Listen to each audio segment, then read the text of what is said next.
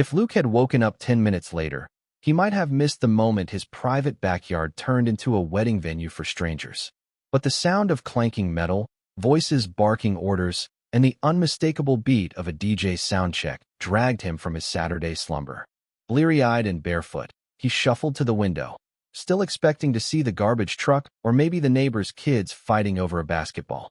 What he saw instead made his jaw drop. Rows of white chairs, perfectly aligned like they were stolen from a bridal magazine, covered his freshly mowed lawn. A giant floral arch stood triumphantly by his koi pond. Tablecloths fluttered in the breeze. Caterers carried silver trays like it was a royal banquet. And was that a porta-potty being dragged across his front yard? For a second, Luke genuinely wondered if he was still dreaming. But then he spotted her. Deborah Masters, wearing heels entirely inappropriate for grass, sunglasses too large for her face, and an aura of authority she absolutely did not earn. The self-appointed president of the Willow Creek HOA. The woman who once fined Luke for having a wind chime that was too melodic. And now, she was standing in his backyard, barking orders to decorators like she owned the damn place. Luke's hands were shaking as he pulled on the nearest hoodie. He wasn't sure what was going on, but one thing was clear. Someone was about to have the worst wedding day of their life. And he was totally okay with that. He stormed out the back door, nearly slipping on a cable running through his grass. Deborah, what the actual hell is going on? Deborah turned to him like he'd just interrupted a presidential address. That smug smile never left her face. Oh, Luke, good morning. You're finally up. We were starting to worry you'd sleep through the whole thing. The whole what? His voice cracked, partly from anger, partly from disbelief. This is my yard. Why is there a damn wedding happening here? Deborah waved her hand airily, like she was brushing away a fly. It's just for today, sweetheart. Madison's wedding, remember? We sent out notices weeks ago. This is a community event. You should feel honored. Luke blinked. Madison. That was Deborah's daughter, right? He'd seen her around once or twice. She'd seemed nice, unlike her mother. But none of this made sense. You didn't ask me, Luke said, his voice growing sharper. No one asked me. You can't just take over my property like this. Deborah sighed dramatically, like she was dealing with a particularly slow child. Luke, according to HOA regulations, any common-use space deemed suitable by the board can be used for events like this. And guess what? We deemed your yard suitable. He stared at her, dumbfounded. My yard is not common use. This is private property. I didn't sign off on any of this. The fake smile on her face melted into something colder. Her tone dropped, just a little. Let's not make this difficult. Do you really want to be the only person in the neighborhood who ruins my daughter's special day? Luke's jaw clenched. He scanned the chaos again. DJ setting up near his porch, guests arriving early, catering trucks clogging his driveway, and decorators hanging flower garlands over his koi pond. His sanctuary. You have until now to get this junk out of my yard, or I'm calling the cops. Deborah's eyebrows arched. Oh, you can try, but I doubt they'll respond to a community-sanctioned event. Besides, she stepped closer, lowering her voice so only he could hear. How's that unauthorized shed project coming along? Or the overgrown hedges? Or the car parked facing the wrong direction on your own driveway? I'd hate to file a few extra violations. You know how fast those HOA fines pile up. Luke stared at her. This wasn't a misunderstanding. This was war. And Deborah thought she'd already won. He turned and stormed back inside, heart pounding, rage boiling in his chest. He'd dealt with her crap for 3 years. Fines for grass length, for non-regulation garden gnomes, for his mailbox not being the right shade of beige. But this was a new level of madness. He poured himself a mug of coffee just so he'd have something to grip besides his own fury. Then he stared out the kitchen window at the chaos unfolding. Bridesmaids in blush-colored dresses were giggling by his koi pond, taking selfies. A florist was winding vines around his pergola.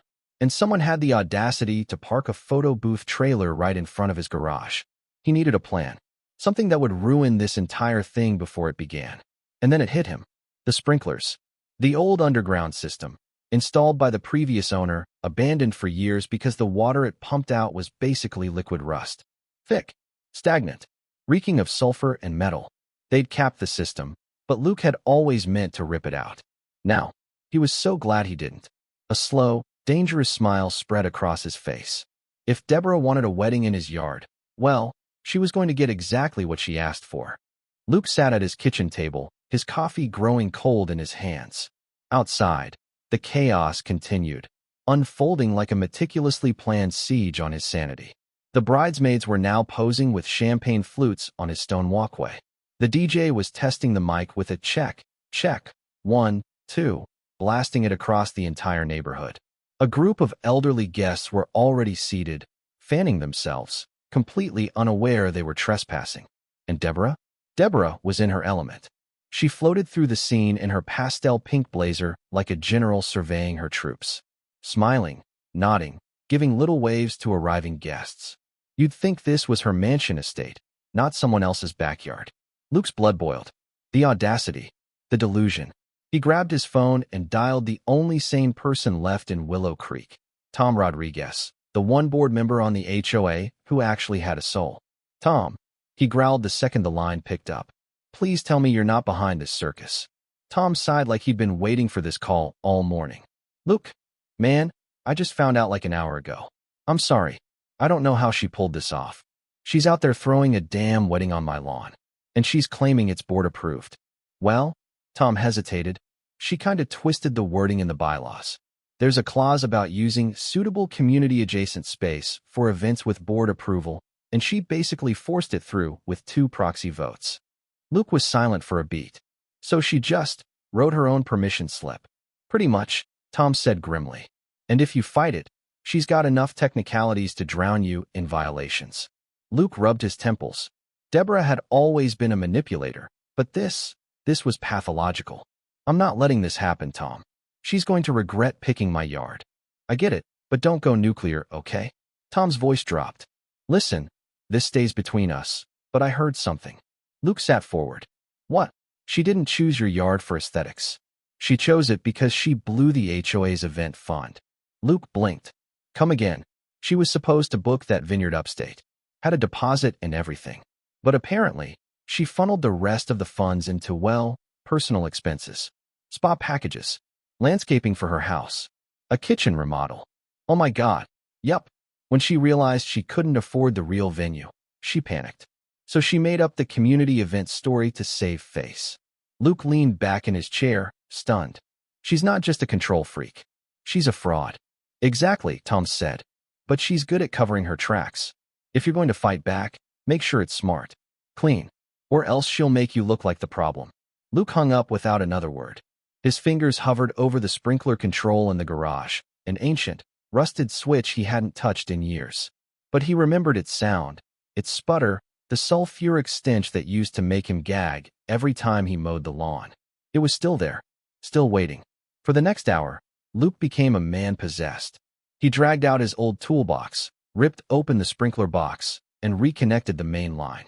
He ran a quick test, just a brief gurgle, and yes, it still worked. The pipes hissed, the ground trembled slightly, and even from the garage, he could smell that old, iron-laced swamp water pushing through the system. He grinned, but he wasn't going to pull the trigger yet. No, that would be too easy. Too soon. He needed to wait for the perfect moment. When the guests were all seated. When the flowers were arranged. When Deborah was basking in the illusion of triumph, thinking she'd pulled off the scam of the century. Then, and only then, he'd unleash hell. Outside, the wedding was taking shape. The cake had arrived, for tiers of sugary elegance, resting on a glass pedestal. The bride's side of the family, loud and clearly unaware of the trespass, began taking photos in front of his koi pond, trampling his flower beds with no regard. And still, no one knocked on his door. No one asked permission. No one cared. To them, he didn't exist.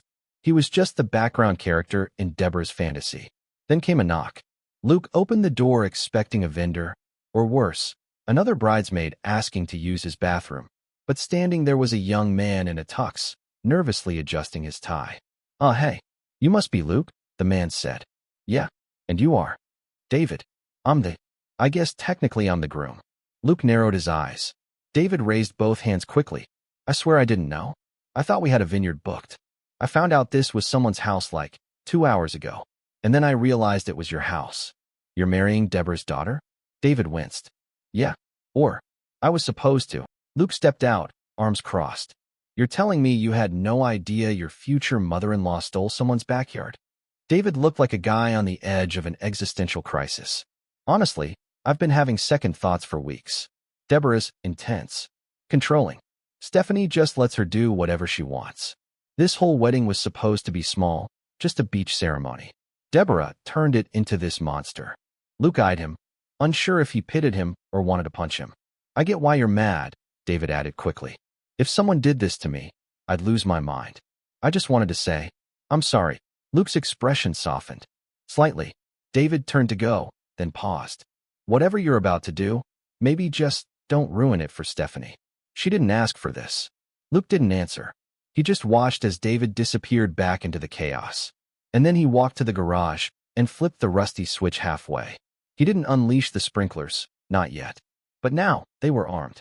And when the moment came, when Deborah's smug smile reached its peak, he was going to make this the most unforgettable wedding Willow Creek had ever seen. The sun was shining. Birds chirped like it was just another perfect Saturday in suburban Florida. But Luke stood by his window, sipping lukewarm coffee, watching through the blinds like a man preparing for battle. His heartbeat thrummed in sync with the tension pulsing in his chest. Everything was in place.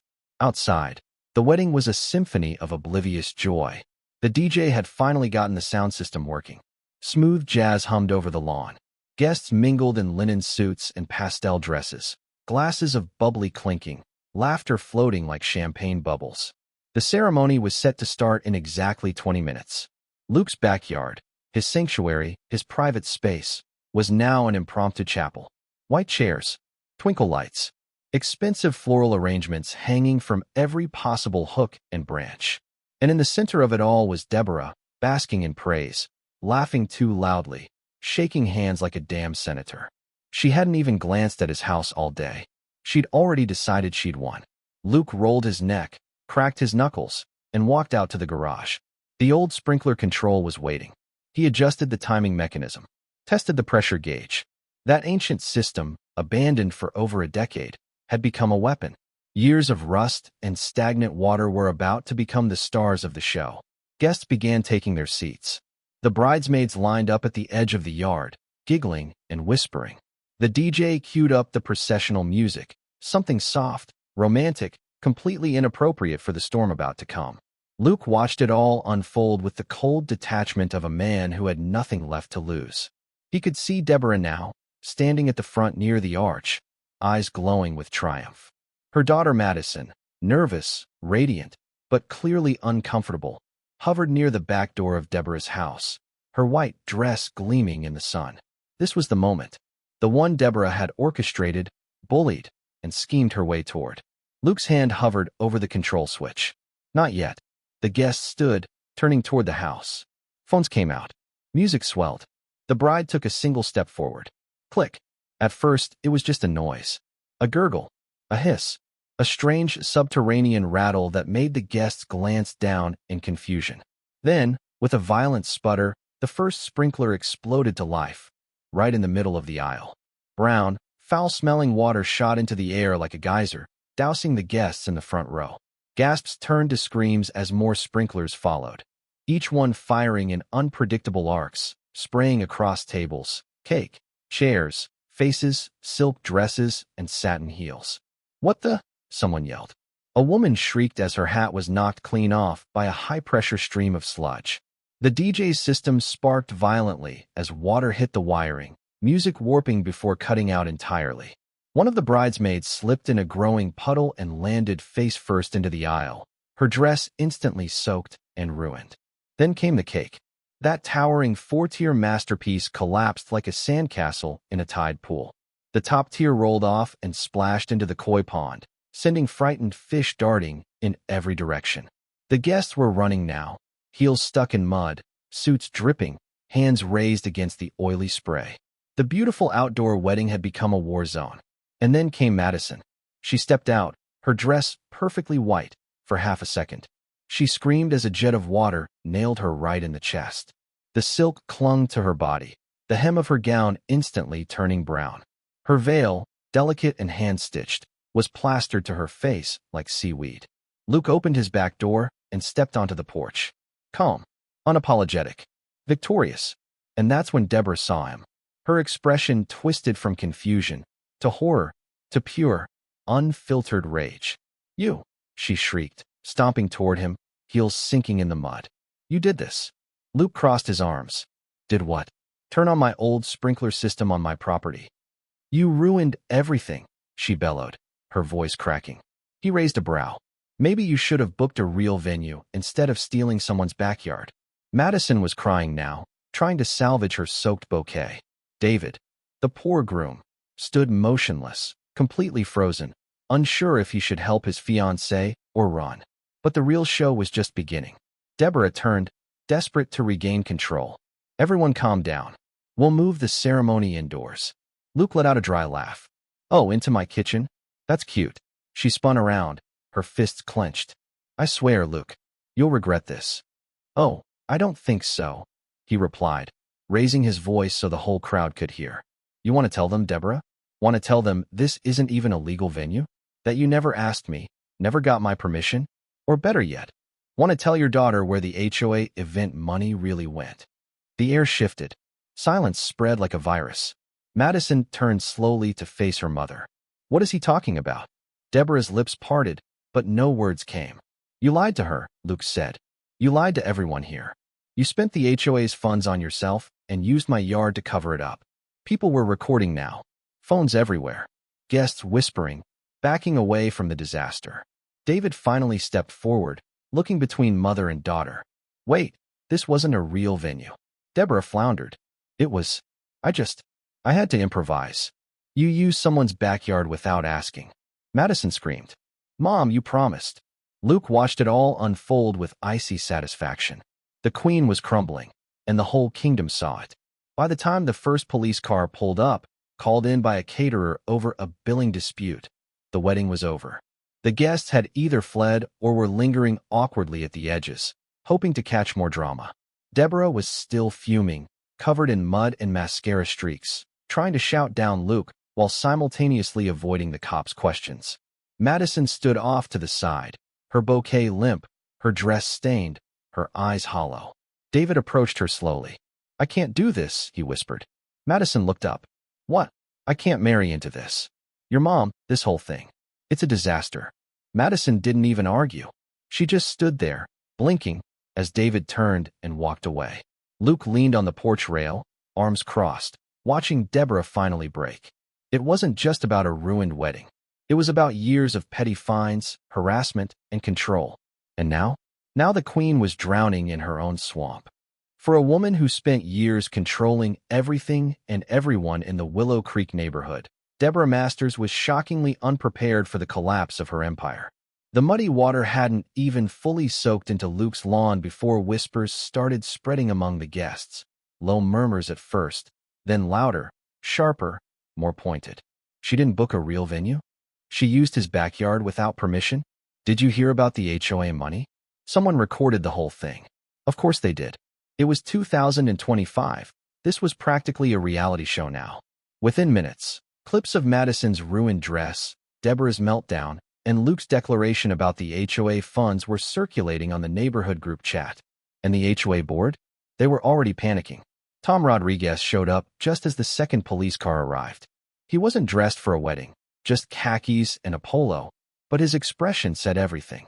He marched up to Deborah, arms folded, and didn't even try to pretend this was salvageable. Deborah, he said calmly, we need to talk. Not now, Tom, she hissed, mascara streaked down her cheeks, hair frizzed from the sprinkler apocalypse. No, he said firmly. Now. She tried to regain her composure, brushing mud from her jacket. This is just a misunderstanding. A minor hiccup. We can issue a statement, maybe offer vouchers. You used HOA money to pay for personal renovations, Tom interrupted. You lied about the venue. You forged proxy votes to approve using Luke's yard. And you've been harassing homeowners with bogus fines for years. Deborah's face drained of color. Tom lowered his voice, but only slightly. There's already talk of a full audit. And not just from us. Legal talk. That's absurd, she snapped. Everything I did was in the best interest of this community. Funny, Tom replied. Doesn't look like the community agrees. He gestured toward the soggy mess behind her. Vendors packing up. Guests bailing. The cake a melted wreck. Chairs overturned. Madison, still in her ruined dress, standing motionless by the koi pond like she didn't know how to move anymore. Deborah, Tom said flatly, you're done. Meanwhile, Luke had retreated to the edge of his porch, arms crossed, sipping a fresh cup of coffee like it was the finest wine on earth. He was dirty, exhausted, and emotionally fried, but damn if it wasn't satisfying to watch the storm he started reach peak destruction. Madison finally snapped out of her trance and approached her mother. Her voice was tight, barely held together. You lied to me. Deborah turned, still trying to put on a smile, still trying to spin it. Sweetheart, I was trying to give you the wedding of your dreams. No, you wanted the wedding of your dreams, Madison shot back. I didn't ask for this. I didn't want any of this. Madison, please. David returned then, looking solemn, sleeves rolled up and tie long gone. I think you should give her space, he told Deborah. Deborah wheeled around, angry. You too? You're turning on me now. David didn't flinch. You've been controlling everything since day one. I wanted to marry your daughter, not join your HOA cult. Deborah's mouth opened, then closed again. I'm out, he said simply. And just like that, the groom walked off, leaving behind a ruined wedding, a devastated fiancé, and a mother-in-law who suddenly had nothing left to control. One of the officers approached her now, notebook in hand. Ma'am, we need to ask you a few questions. I don't understand, Deborah said, her voice brittle. I did everything by the book. Luke snorted from the porch. You wrote the book in crayon and stapled it together with lies. Deborah whipped toward him. You think you've won, Luke? You've humiliated me, destroyed my daughter's day, turned the neighborhood against me. I didn't turn anyone, Luke replied. You did that all by yourself. She stood frozen for a moment. Then, something in her finally broke. Shoulders slumped, jaw trembling. She looked around at the destruction, at what was supposed to be her crowning achievement. And she had nothing left to say. Later that evening, the neighborhood message board lit up like fireworks. Posts flooded in. Did anyone else know Deborah never had venue approval? Screenshots of the HOA ledger. What did she spend $12,000 on? Emergency board meeting tomorrow night. Be there. Luke didn't bother replying to any of them. He was too busy picking confetti out of his koi pond and rinsing rust water off his patio chairs. But even as he cleaned, even as he scrubbed away the filth, a small satisfied smile tugged at his lips. This was far from over for Deborah. The real storm was just beginning. The next morning, the sun rose over Willow Creek like nothing had happened. Birds chirped. Sprinklers, the real ones, ticked quietly on neat green lawns. The cul-de-sac looked picture-perfect from the outside.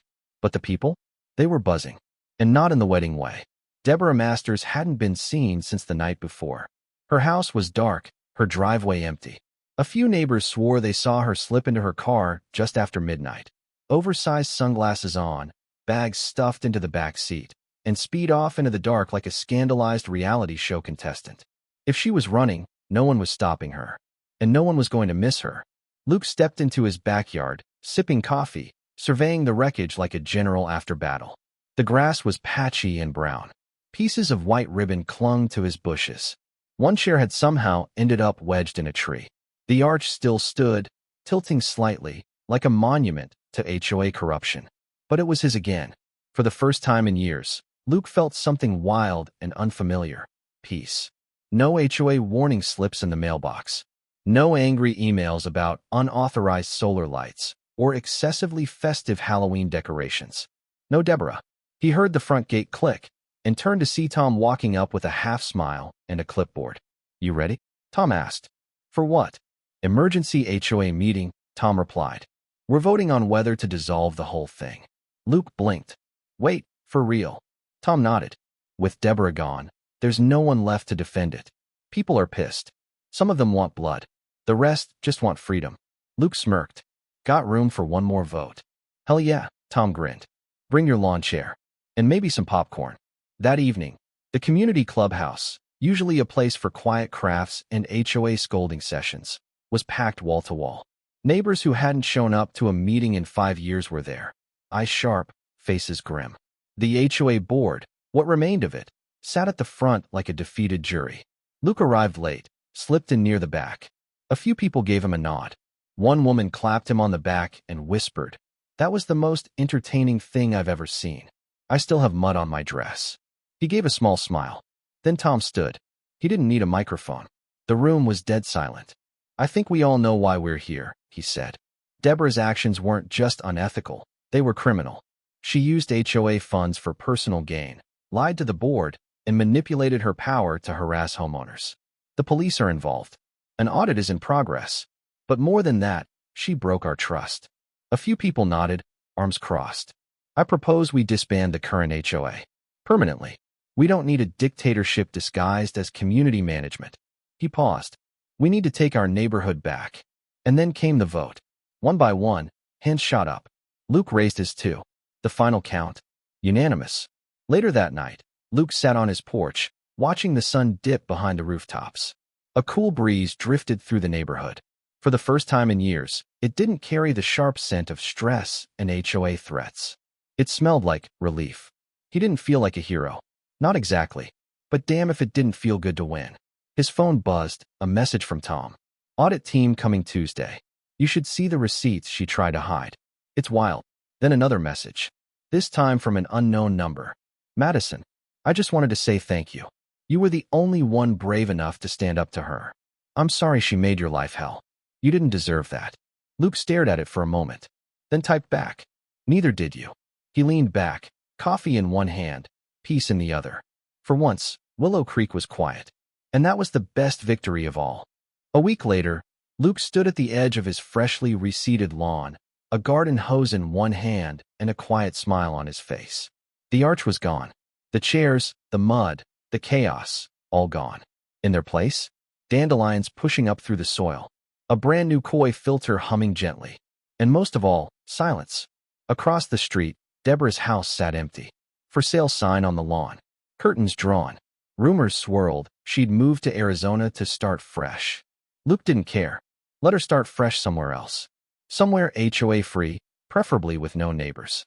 A voice called out from the sidewalk. Hey, Luke. It was Tom, jogging by with his golden retriever and a goofy grin. No citations today? Luke raised his hose like a victory flag. First full week in 4 years. Tom laughed. Feels good, huh? Luke looked around. The sun. The calm. The faint scent of orange blossoms. No threats. No rules. Just life. Yeah, he said, exhaling slowly. Feels like home. And this time, it actually did.